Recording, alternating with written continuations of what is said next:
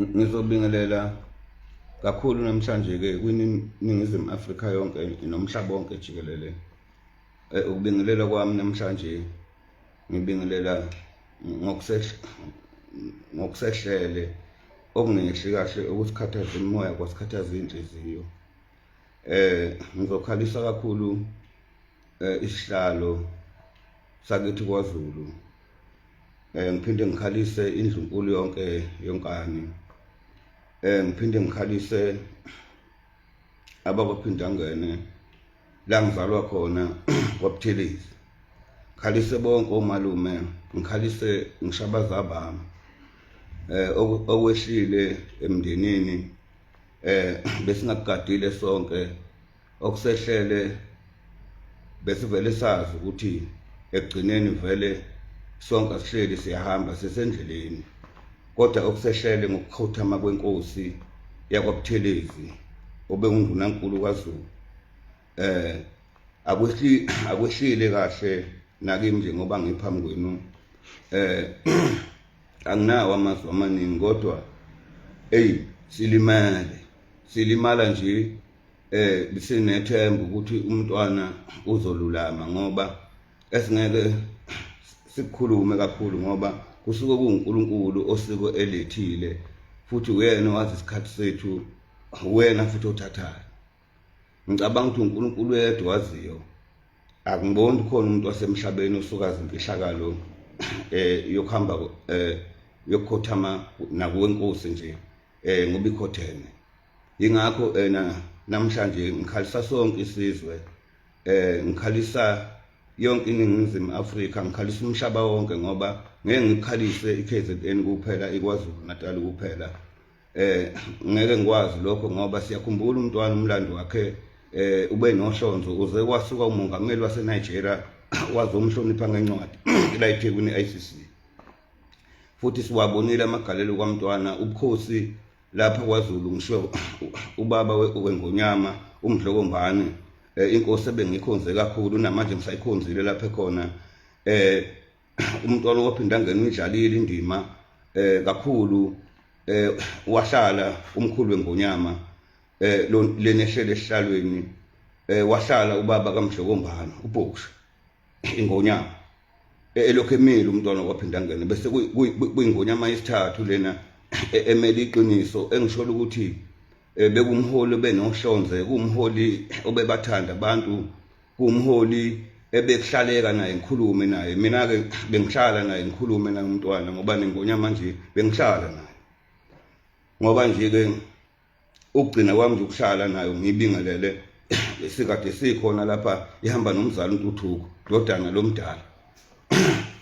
Manje nje okusehlele bafowethu, engicabanga ukuthi sibuhlungu sonke, akekho umuntu ongawazi amagalelo kaMntwana. Yingakho ngithi uMntwana uyibekile induku ebandla. uNkulunkulu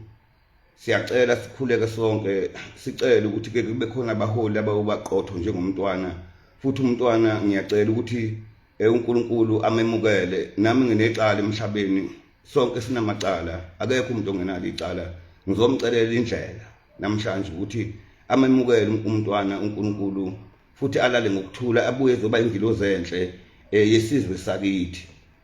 Ngoba uyazi kube kushiye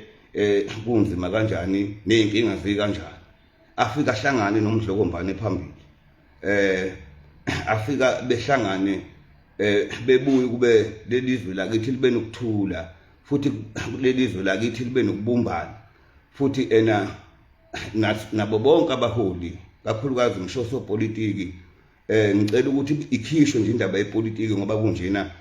kukhulunywe ngenkosi, kukhulunywe nangondunankulu kaZulu, ngoba bekumholi oqotho loya.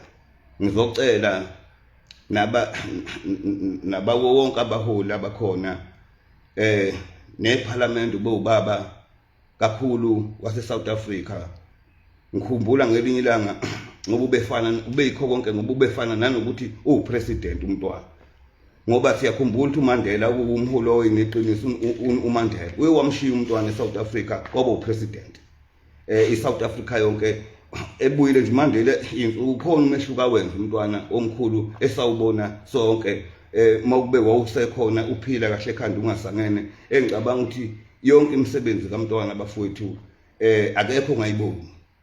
mhlawumbe mawukuthi ubunenkinga yikho ngithi bekuliqhawe lelana ngithi Mntwana lala kahle lapho khona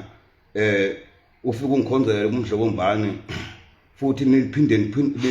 nibuke emuva ngoba nina seningaxwayizi thina sineselixwayizayo namanje ngiyakhulekela isizwe sonke sakithi namhlanje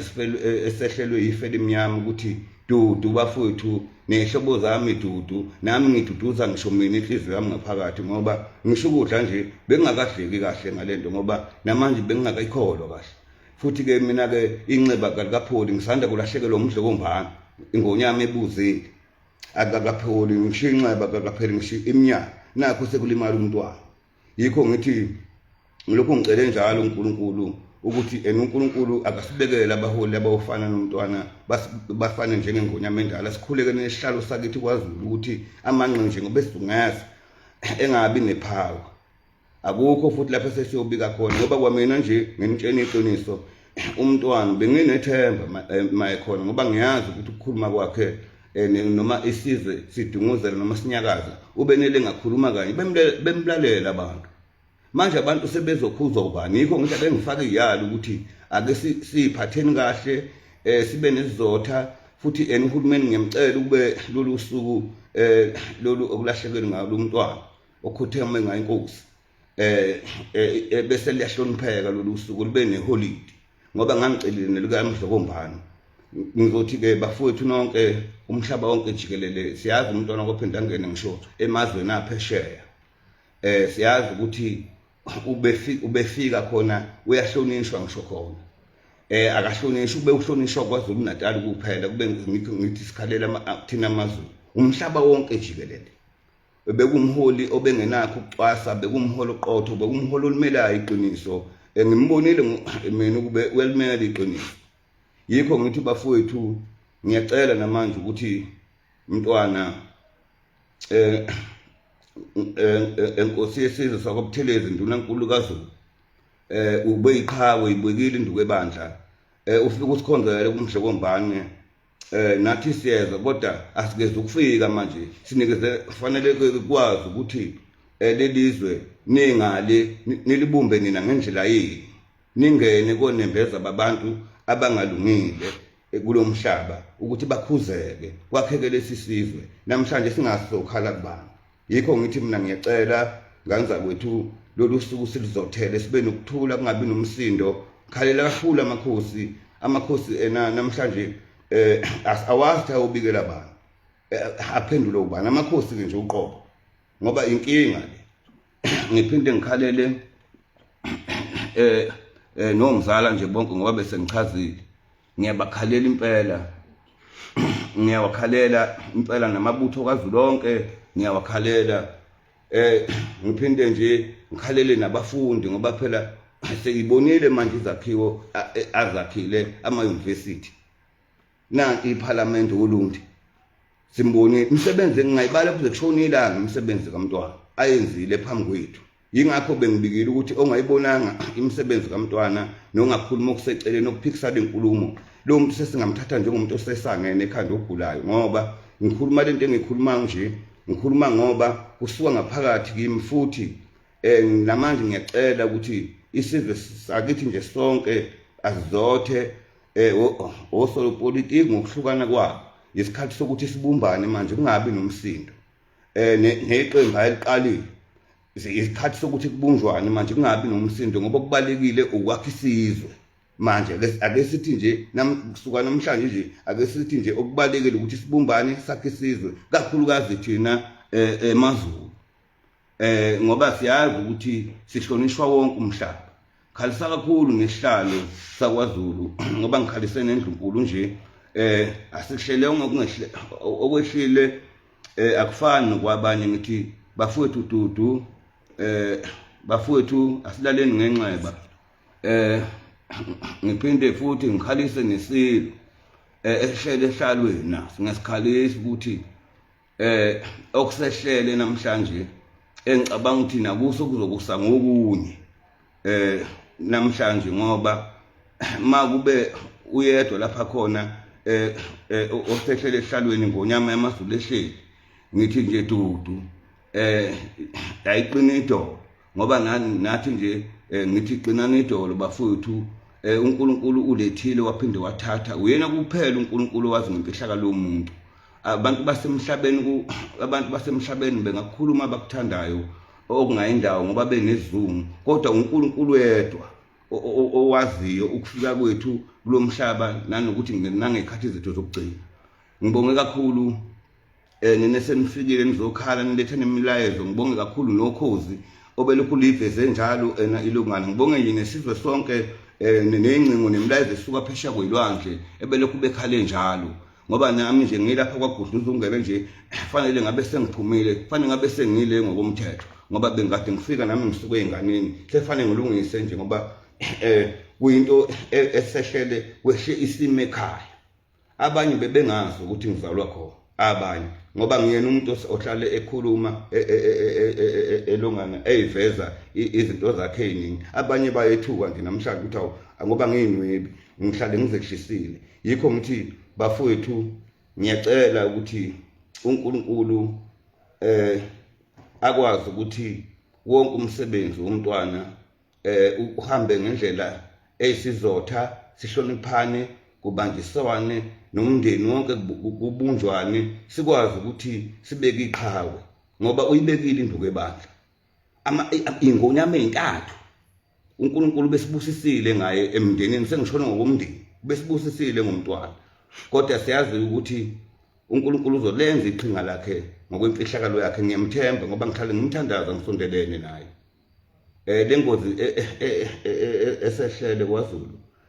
ngicabanga ukuthi ngiyazi ukuthi nabanye obehlela nobani kuyeza kuye kodwa kuBentwana bekuya ngami abantu abanjengomntwana kuBentwana bayabuyiselwa emuva noma khona ezinye indlela ezenziwayo besingambuyisele emuva ngoba